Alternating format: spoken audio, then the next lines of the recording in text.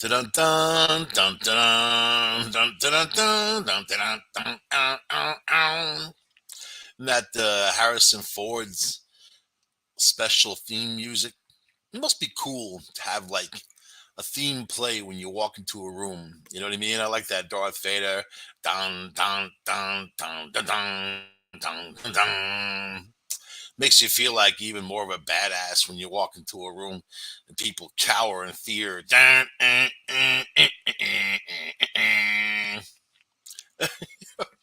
So I wonder about past lives. I've often thought and wondered and thought, and you know, I'm a big believer in it. Past life, future life, all that kinds of stuff, right? It's a cycle, But in this particular show, we're going to talk about kids who remember their past lives and who have led investigators to locations, have named names, and even said who they were married to and whatever, which is very interesting stuff. Science tries to explain it, but they fail. They always fail when it comes to that stuff. Can science even explain anything? They can't cure anything. You know, they just gotta roll along. They can't explain a goddamn thing. So it's more about you yourself and your own personal knowledge of the universe, right? So, but let's see. And there are doctors like Jim Tucker who has encountered these cases. He said one of the most notable is perhaps the story of James Lingyear. Soon after his second birthday, James started having horrible nightmares about a fatal airplane crash. When his parents asked him about these terrors, he told them he was a pilot whose plane had been shot down. He offered striking details, like the name of the aircraft carrier and the first and last of the friend who shipped with him. So, before I even continue, a 2-year old, little kid, they're gonna know all this stuff, man. And there's a reason why it happens when those young early ages is because those memories are still fresh inside your soul. Something happens where your one body goes, that spirit ends up coming back with a new mom, sometimes the same mom, from what I understand. And then you're off. Then you continue on. I mean, I myself had dreams like this uh, until I was about 6 or 7 years old. And I'll tell you, it wasn't just dreams. I would even be like seeing these images in my mind, or close my eyes and see this like fire, like an intense fire, and like all this military stuff. And I had felt that I had gotten shot like diagonally across my body, like literally from shoulder down to the hip. And these images and dreams continued. I didn't say anything, didn't tell my mom. It was, and more so, you know what? It wasn't just the image; it was the feeling, that raw feeling of dismal death. It was the feeling of death, of ending, just a horrible, terrible feeling, right? That was just me. And around 7 years old, somewhere around there, I stopped having those images. Stopped. It wasn't something I even thought about to that point, right? So, okay, this dude's parents, much to his parents' surprise, James' statement had some uncanny similarities to a pilot named James Huston, who had died during World War II, nearly 50 years before James Lingier was born. In other words, it seems little boy James had experienced memories of a past life. Right? So you may understandably have a lot of questions in your mind: how, what, when, where, how does it happen? Ooh, do all children have past lives? Why do they happen? How can you tell if it's a real memory versus a fantasy? So, but this doctor went and started doing research. So the average age when a child starts talking about their past life is 35 months. So usually it's around their third birthday, says Tucker. As they gain better verbal skills, they might discuss events that happened in their past lives or their previous family with their previous family members. 75% of them will talk about how they died in their last life. So in those cases, 70% of them are through some sort of unnatural means, murder, suicide, combat accidents, right? Combat accidents or combat, right? I mean, accidents. From those statistics, we can infer that a child is more likely to have a past life memory if it's associated with some sort of trauma from their previous life. Uh, Tucker notes that a child will typically reveal past life details when they feel safe or relaxed.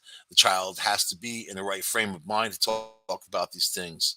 It's usually during relaxed times, sometimes after a bath, during a car ride, whatever they're doing, is when they start talking about these things. So with me, I remember the jungle. I remember the explosions. I remember the smell. And you know what's really weird? Even sometimes today, I can get a certain whiff of something that will take me back to that then. So very weird stuff. And I'm not the only one that has experienced this, obviously. So, but they've gotten reports where the person did have a recurring traumatic dream in a childhood. It's difficult to verify those past life memories. But if a child has some kind of traumatic dream dozens of times, it may transcend fantasy and point to an actual memory of a past life. So, like the cases I've read about, and we're going to even talk about some of them. So, but the cases I've read about, these guys were very, very specific. Even what area they used to live in, what the street they lived on, even how they died specifically, and were able to prove it in a lot of senses. So in my case, I was born uh, in September of 1966. You know, Vietnam War had been going on before that, the Korean War. So I mean, those images could be consistent with those events. You know what I mean? So, is it a wild imagination or a past life memory? You're probably thinking that you can tell if a child is recounting a past life memory or if they just have a creative imagination. It would take an awful lot for a 2-year old, 3-year old to really create these things and be specific. But aside from that, what about the ones who kind of just step to it and they know their past, the names and places and dates and these times where things have happened and they looked it up and they found 100% true. So I think you can easily tell fantasy from reality, especially when it comes to certain details. So, but that's a common question, says Dr. Tucker. But the key is to determine whether a child's statements are actually verifiable. What the child describes, how much, does it match somebody who lived and died in the past? The child has to recall the right details. I mean, as the case with Gehrig, Lou Gehrig, that kid, uncanny, you know, and he started telling his mother about like all these images. You see, and actually, like they think they made a movie out of it or whatever. Let's see. Here we go. I gotta read you this one. Yeah. Okay. All right. Lou Gehrig died in 1941. But what if he came back? Kathy Bird believes that her son, Christian Haupt, is a reincarnation spirit of Lou Gehrig. Bird wrote a book, The Boy Who Knew Too Much, laying out the case of why her son batted cleanup behind Babe Ruth. The evidence includes Christian at the age of 2 telling his mom, I used to be a tall baseball player. Is that a toddler just talking nonsense as he experiments with language? Or did he really mean to say, I won the MVP award in 1926? Bird also writes that Christian told her of traveling to hotels by train and recalling a falling out between Ruth and Gehrig. Okay. And she went to a hypnotist on unlocked memories of her own past life of Garrick's mother, which she calls a past life regression. So Christian is 8 now and playing baseball for a travel team.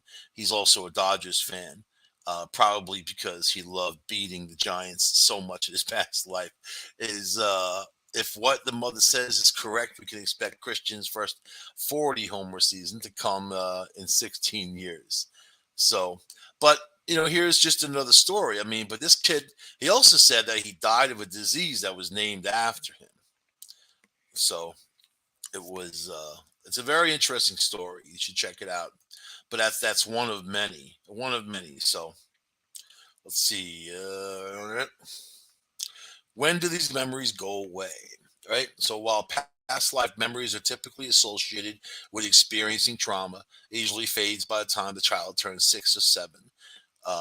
So it is not like they're permanently scarred, he explains.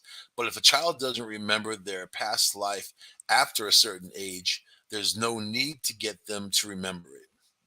After all, these memories tend to crop up if there's some sort of trauma associated with death, which might not be too pleasant for the child to remember. So, why do only some of us remember past lives?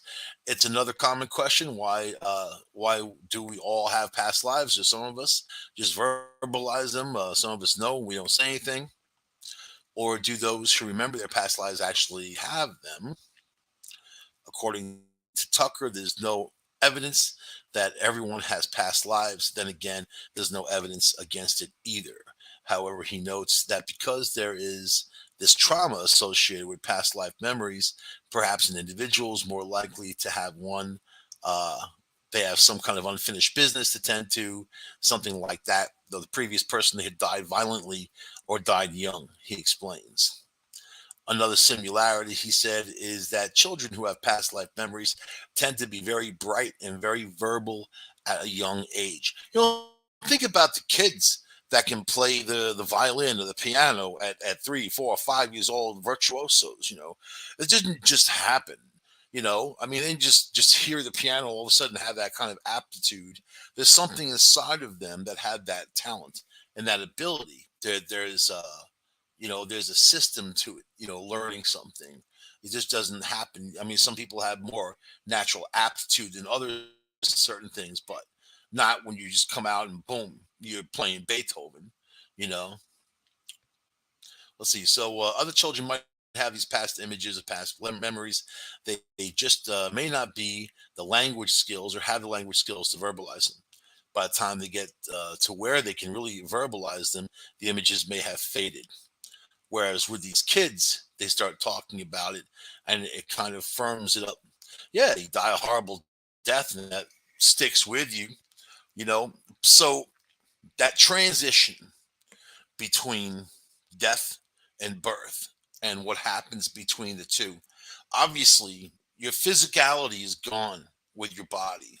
The physical presence you have, I'm talking about the flesh, meat, and bone of your life is gone, right? What's left is energy. And inside that energy, there's got to be memories because those memories get put into the next host, if you want to call it that. So, so what can past life memories tell us about what happens after death? Dick Sutphin was a guy does past life regressions, all that. Lived in Sedona, Arizona. He just passed away last year. Dick Sutphin. He's one of my first guests that I had on the show. He came on and we talked about past life.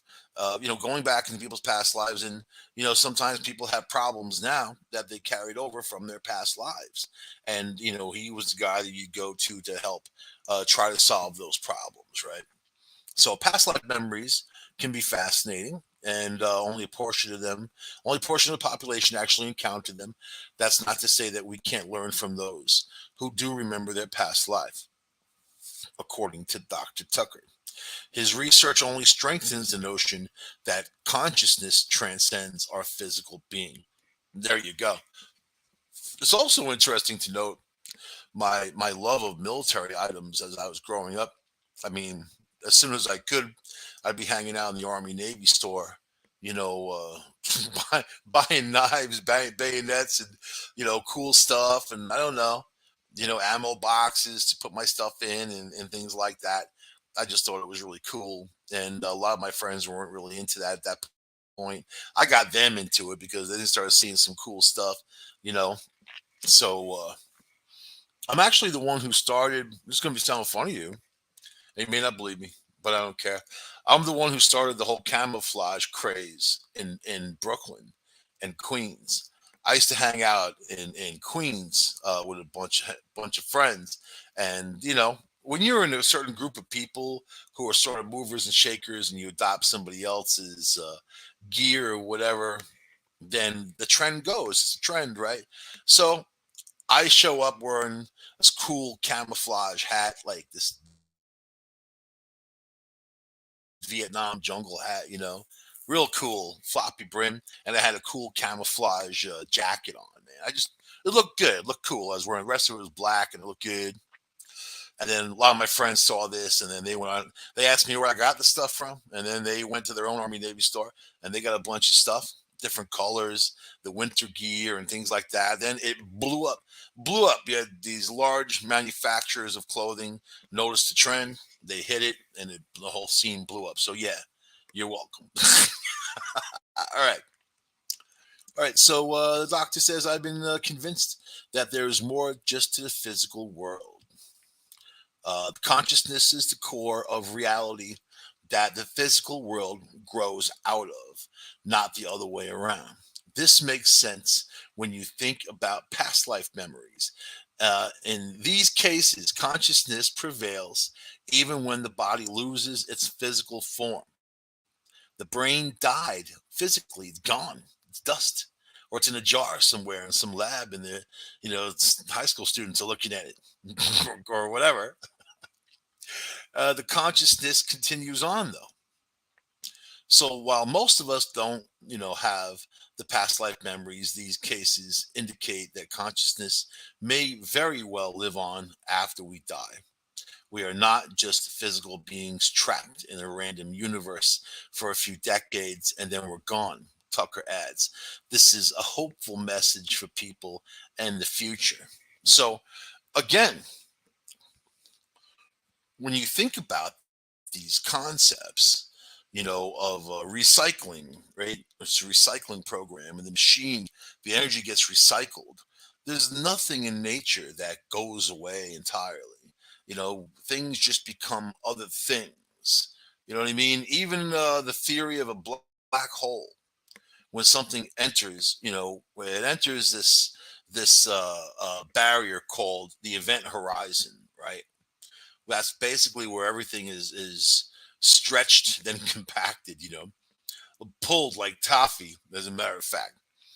So it's probably not something you'd ever want to physically experience, safe to say. But then what the event horizon does, what they believe it does, what the theory is, that it makes a coded copy of the object.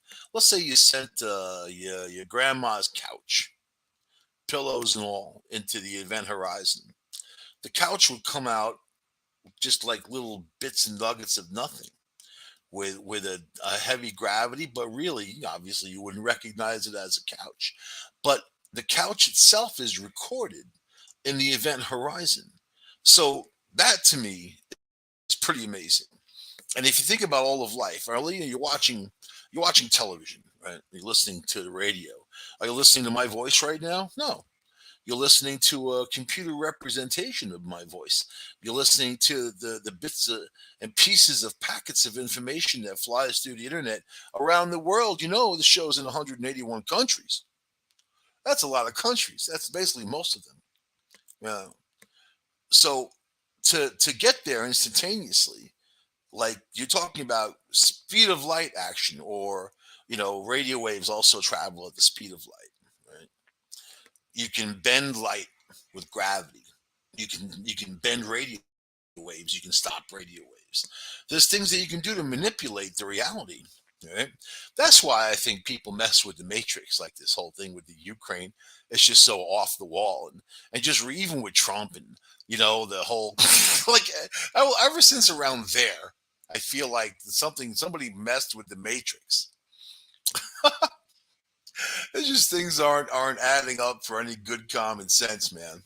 So anyway, there's a hell of a lot we don't know about past lives, right? And maybe it's not even something that your everyday you think about, you know. And obviously, this is a show that is rooted in the paranormal. And even though I use the paranormal with a very small p, we this is a show based in science. That's the way I look at it. That's how I interpret it. We're based in science, right? And we like to talk about ifs, but also like to look for a tangible answer to why, So check this out, okay? How do you know you have a past life? I'm going to give you four signs. Yeah, you may have had a past life, and I don't say may. Pretty sure that and believe it or not, that's my explanation for homosexuality. Is that like if it's a male and he's homosexual, I think probably in his past life he was a female and carried that over. There's no science to back it up, but it's a damn good assessment of a situation. You know, I think that if it's in your core and you believe that's what you are, that's what you are. You know, so it comes down to that. All right, number one, the old familiar feeling, which isn't a terrible thing.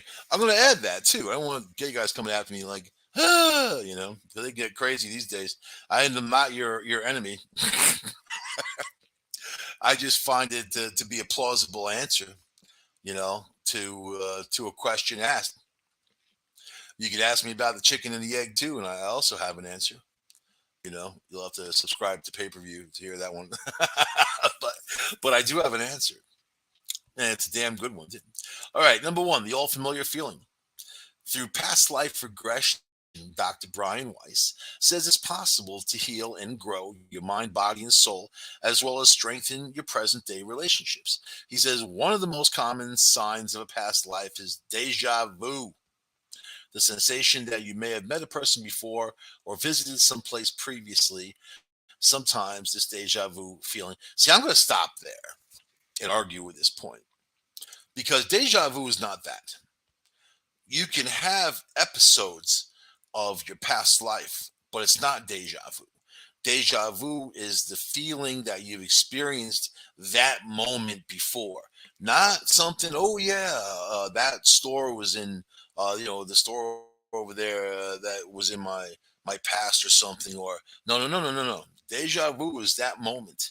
The moment that you're feeling. I have moments of deja vu where I can actually predict what's going to happen next because it comes back to me also like a memory, which is really interesting, you know.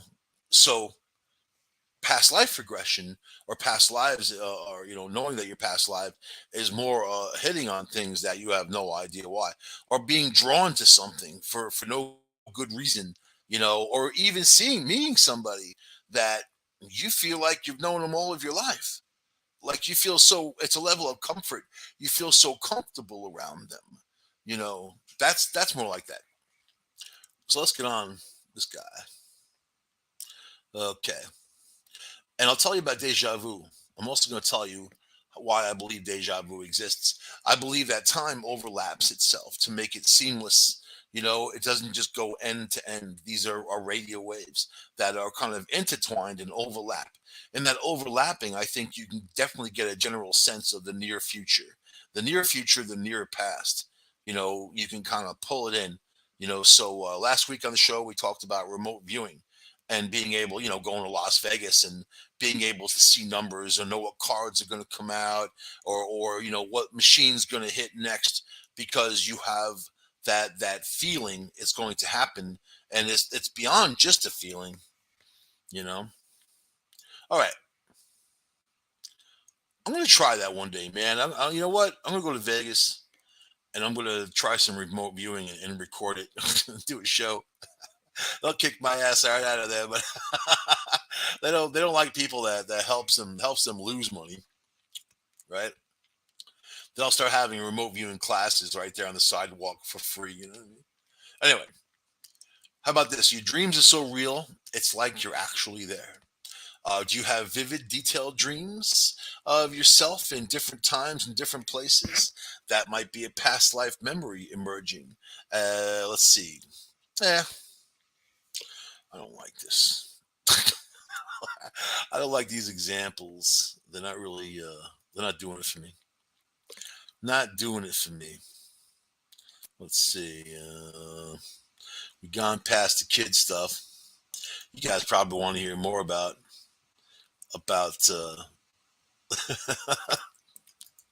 more about gambling. That seems to be where people are at. People need more money. The gas is high. People need more cash these days. They'll take any kind of thing. But all right, here we go. So the one culture very big in past lives are people from India, East India. So I know this guy AJ, who is he's a friend of mine, and he used to be a producer with IBN 7, and now he's with the BBC in India. And he went to a village where they did kind of an expose, kind of a thing. This village, every couple of families on the block were reincarnated, and they knew who they were, where they were from, and those images didn't go away when they were 7 years old. So, and I said, well, what's the village made out of? What's is it bedrock under there? Is it quartz? What's based on? I was trying to get more of an electrical type of stance, or understanding, I should say, on what, when, how. But you know, as human beings, we're limited in everything, right? In everything, even our choices of music and entertainment, we're so damn limited. At the same time, we can explore. We have the ability to understand more about ourselves and the world around us. Which is why I do this show, and which is why I like to research these subjects, right? But you have to respect other cultures. You have to respect where people say, where they come from, where their heads are at, to really understand the universal language of the paranormal. And so it also connects with quantum physics, which is a very real thing. You know, a couple decades back, you weren't able to talk about quantum physics without being laughed at by some professor. That it doesn't exist, right? When really it comes down to you know exploration, opening up your mind, not having a closed mind. I knew a physicist at Cornell who was she was actually a grad student, and when we start talking about tachyons, one of my favorite subjects to bring up when I have scientists around, just to throw it out there, tachyons. She laughed at me, ha ha ha, no such thing as tachyon, ha ha ha. Really? And then not long after that, I think probably that year, a year later, of course, tachyons, if you don't know what tachyons are, they're a theorized subatomic particle that can travel faster than the speed of light. This way, it penetrates our light and our reality. Not long later, they found neutrinos, which are basically subatomic particles that can travel faster than the speed of light. And these particles blast through our reality right now, all the time, right through your body, right through us. That's part of quantum physics. So there's so many things we don't understand about the world. And it's better to have an open mind and close the book. Because if you close the book, you're never going to understand anything about the universe. The universe obviously is a lot bigger than our understanding. But we definitely like to talk about these things here. So, how about this? You have persistent memories. One of the things that you might experience. So, have you heard someone, for instance, say they feel like they were born in the wrong era? I hear that a lot. I was born in the wrong time. I don't know what time people want to be born in. That's kind of the thing people say, which makes me kind of laugh a bit, because the era they reference they were very hard times. Even you go back into the 1800s, which is fairly recent, these are very hard times. They didn't even have toilet paper for a long time. That corn cob on a stick type of thing, man. If that's the way you want to get down, that's fine. But me personally, I like toilet paper. I like the new luxuries of mankind. I love the internet, man. This I'm happy in this reality. Was I born in a different time? I think I was in a lot of times. I had a psychic David who used to do the Kabbalah and make like a circle of letters and numbers. And you know, I think it was just letters actually. And then he would come up with all the different stuff. And he told me about my past lives and who I was. He said I was a woman, an Irish woman, in one of my past lives. I was killed because of my big mouth. The stoned. I said, "Are you sure that I wasn't just some stoned Irish woman?" I can. Oi! Just some stoned out Irish woman. Oh, you have a bit of the whiskey? Yeah, a little bit of bud. Oh my god. So yeah, I can see that big mouth killed. Yep. There's things that I can see that now, let alone then. But these are your traits that you have for maybe no good reason, and but they might exist because of that, right? All right. Let's see. When someone feels very strongly about they came from another era, a lot of psychologists interpret it as a possible sign of being connected to a former life. There you go. And these are psychologists.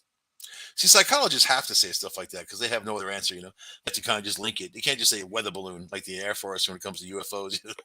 You have to have some kind of why. Why am I feeling this? A clinical hypotherapist says it's this characteristic is common with people that had past lives or sometimes many past lives. He described these feelings as persistent memories or intuitive feelings of being someone else somewhere else at another time. I'll tell you, man, you put your foot in that door, it takes a minute to get back out again. This can be accompanied by a physical manifestation like a birthmark that when looked at feel invoke some kind of memory. When I do paranormal investigations, with a group, we go into these places, and I kind of describe it as building a bridge, and it takes a few days to shake it off after you're done, but you really feel like you're connected, and then that's when you get the big evidence. That's when you get the conversation. That's when you get all the information that you're looking to gather, right? Just to throw that out there.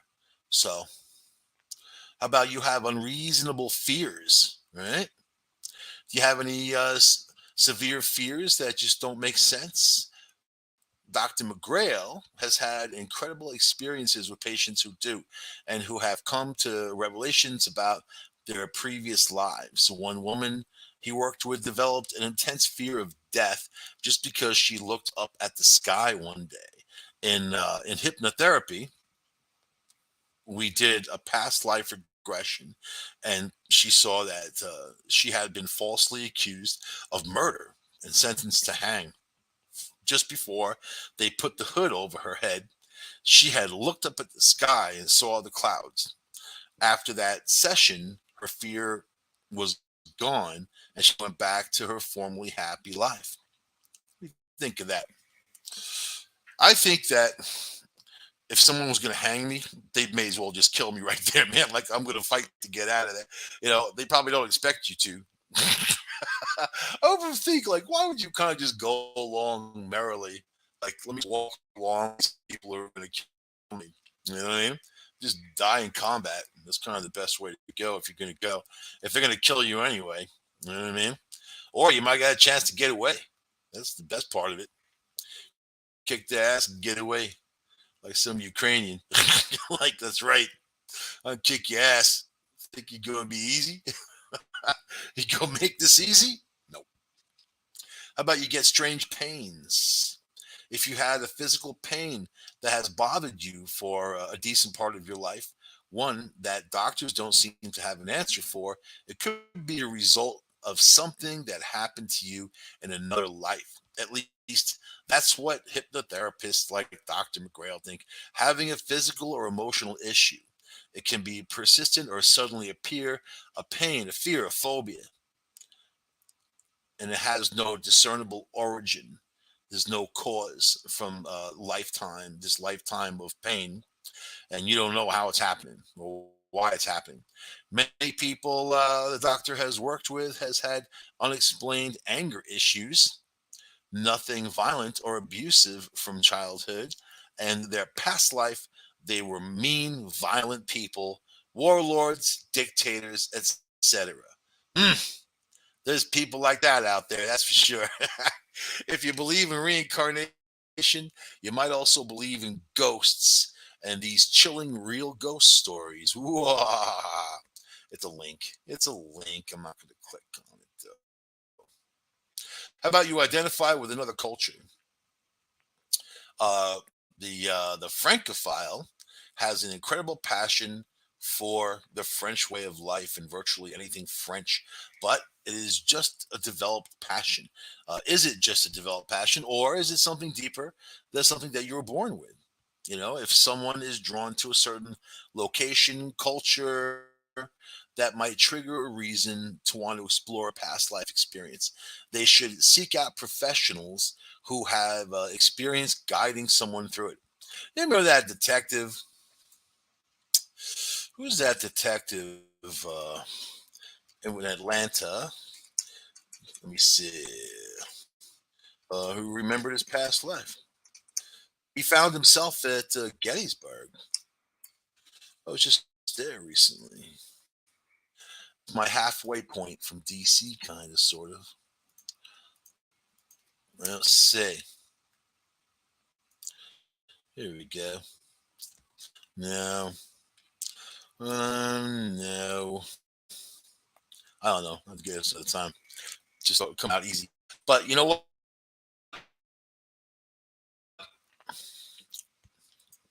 We got to talk about it anyway. But so yeah, he was this detective from Atlanta who found himself, believe it or not, the same name, first name, last name.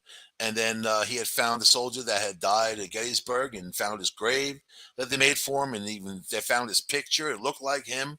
So, and this guy's a detective. This guy's coming out saying, hey, and he even said that, he didn't want to be like discredited as a detective or whatever, but he just had all this information.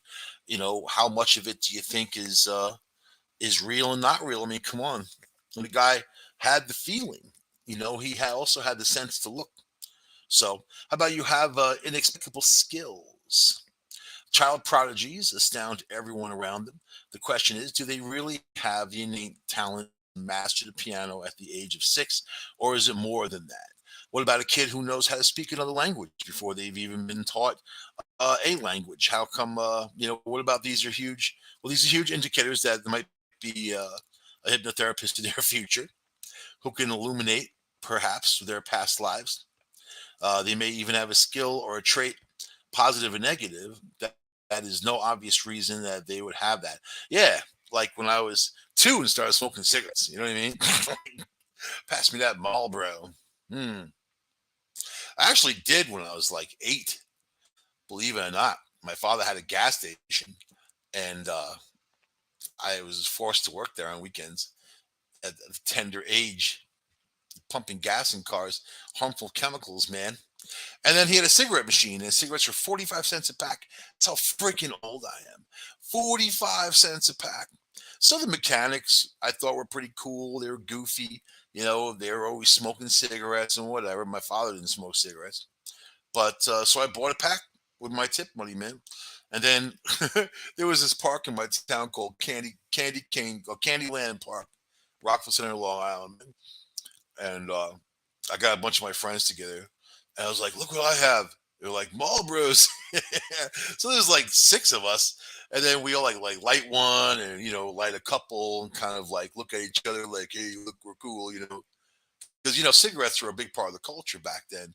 In the 70s, it was a huge deal. A lot of famous people smoked, and that kind of sold the cigarettes, and they even had ads with Santa Claus smoking cigarettes.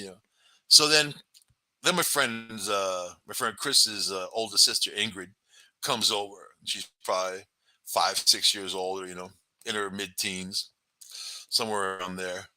And then she was like, "You're doing it wrong, stupid." Like, then she like takes a cigarette and shows us how to inhale and puff and all that. What a big sister's for. Anyway, yeah.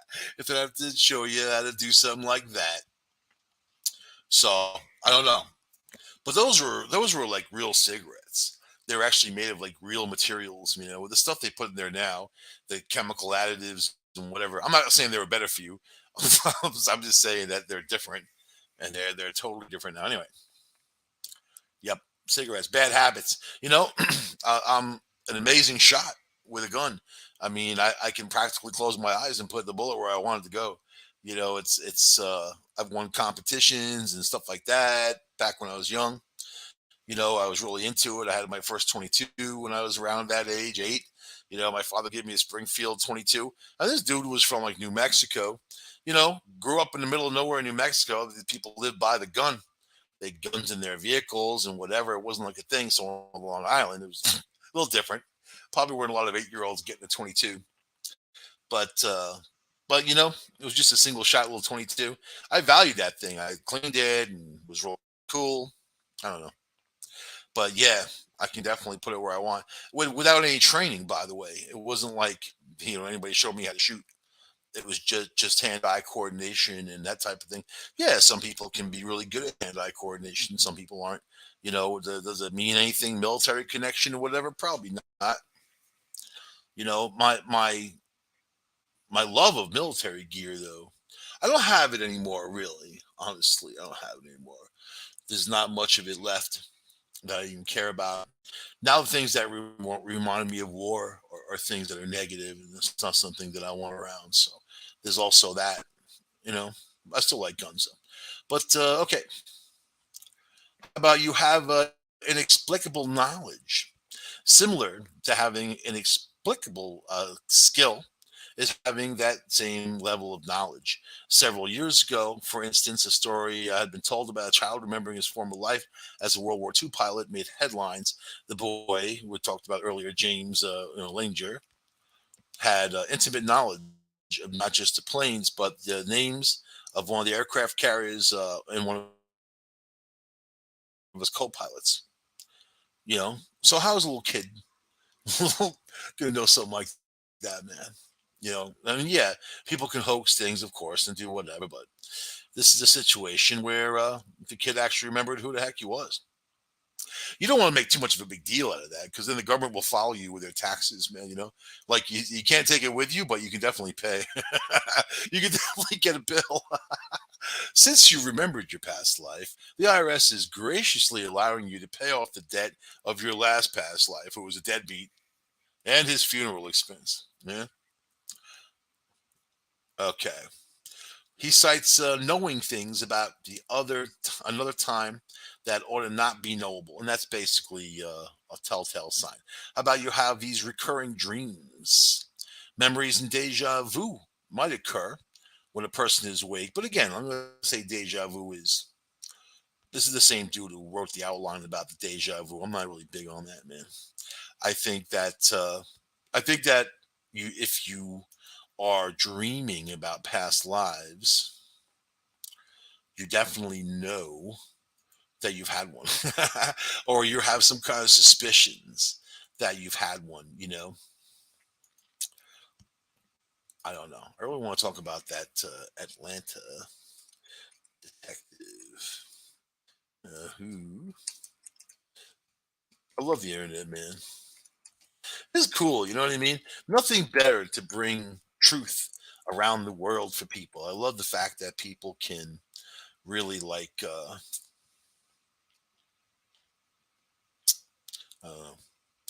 really communicate with one another. There's so many people I've made friends with in other countries that I would never have been able to, But yeah, I can't find the stupid story, man. So really old story, and it's probably not easy to find. So Anyway, I'm gonna leave that there because there's you can't put in Atlanta and detective and it's just all kinds of homicide and whatever. What the hell's going on in the world, man? My God, a month ago we weren't really talking about World War III and all this stuff, and I think there's so much that people need to focus on and get away from. Just the images of all of it is going to give you PTSD if you watch enough children get killed. It's a terrible, terrible situation. So, and that negativity breeds other negativity. It just reeks of it. You know, there's nothing you personally can do to stop these things. The only thing you can do is be there for the ones around you. But reach into that past life. So, what's your problem in this life? Dick Suffin said people have problems in this life that they carried on from their past. There's other addictions, things like that. Fear, just like we talked about earlier, fear for no reason. Maybe you have a fear of heights for no reason, no good reason. A fear of water for no good reason. I mean, usually there's something that causes that at some point, and then you can kind of find some kind of conclusion. And it's also interesting when people do this past life regression, when they find out what the problem is, the problem it largely gets solved and it doesn't happen again. So I like it a lot. Anyway, I'm going to end the show on a high note. Oh, I will see you guys next week on Discovery Paranormal. Bye.